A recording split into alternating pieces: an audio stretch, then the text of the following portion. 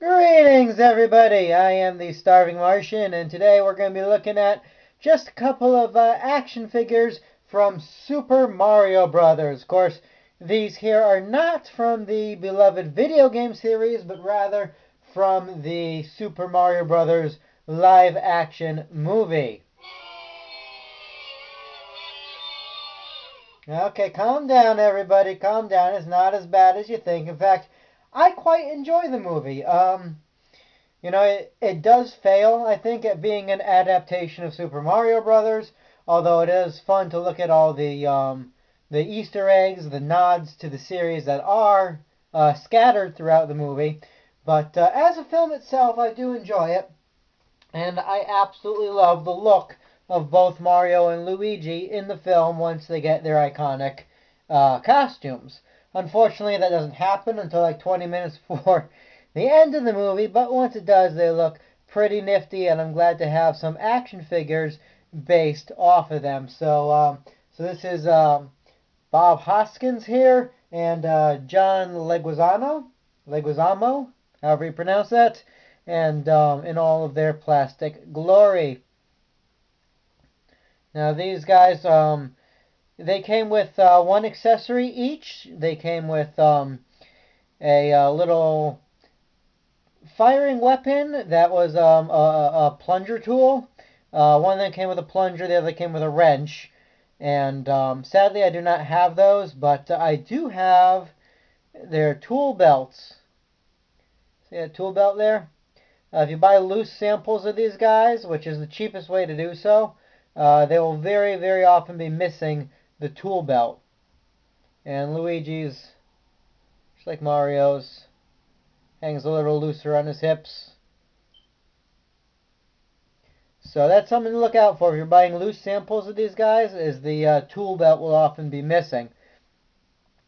But as far as detail go, I think they got these really nice, especially for the time in the early 90s. The sculpt on this guy is very much Bob Hoskins. And let me just say, I think Bob Hoskins was the perfect choice to play a live-action Mario. I think he looked the part, he nailed it really well, and I do like this outfit on him.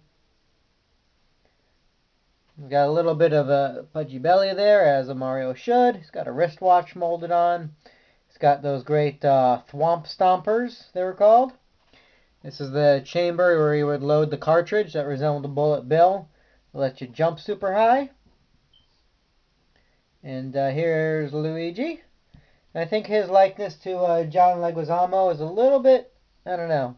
It's not as good as the Mario one, but you can see what they were going for.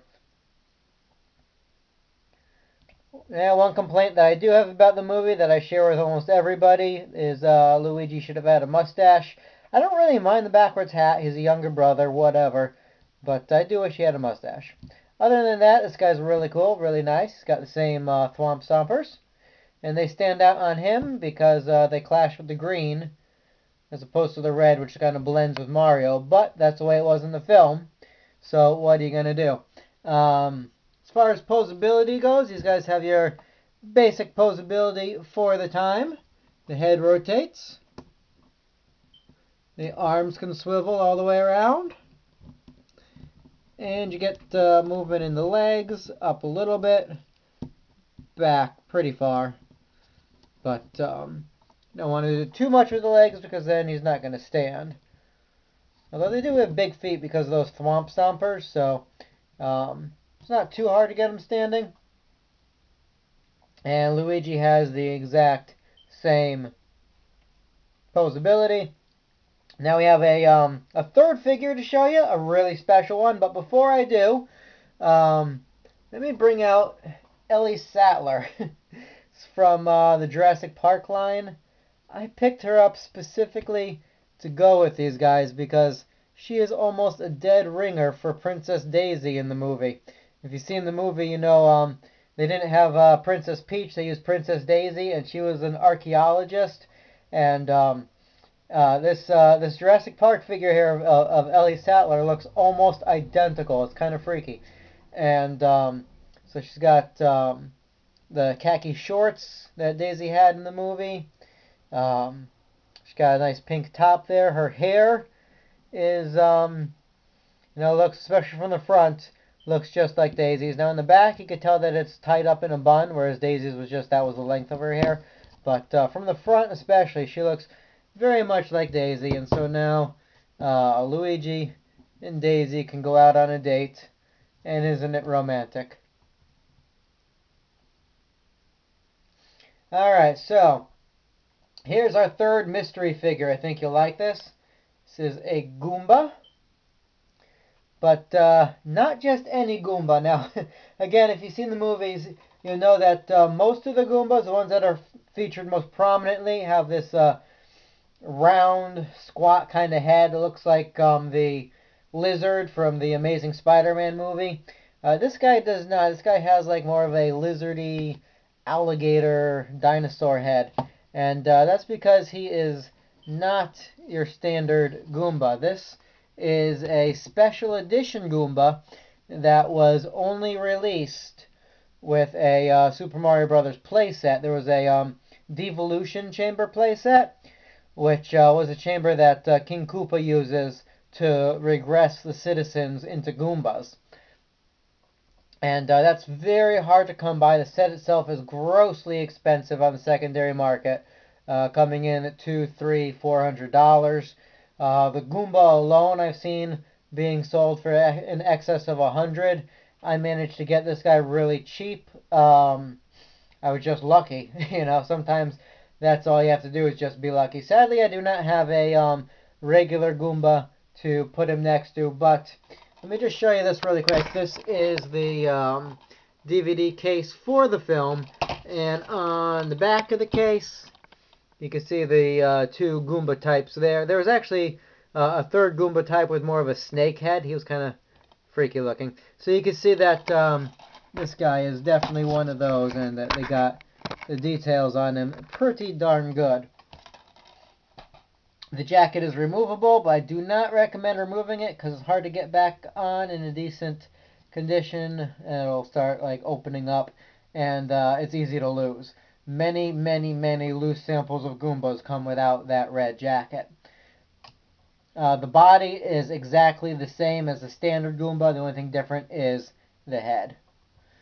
So, so there you have it. Those are my three official Super Mario Brothers action figures and my one unofficial. Now, they also made a King Koopa. They made Iggy and Spike. And they made a police car, which is almost impossible to find.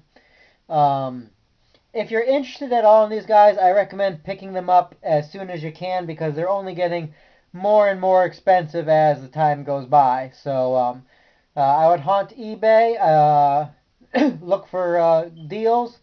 I think these guys tend to run around 15 to 20 used, 30 to 50 brand new.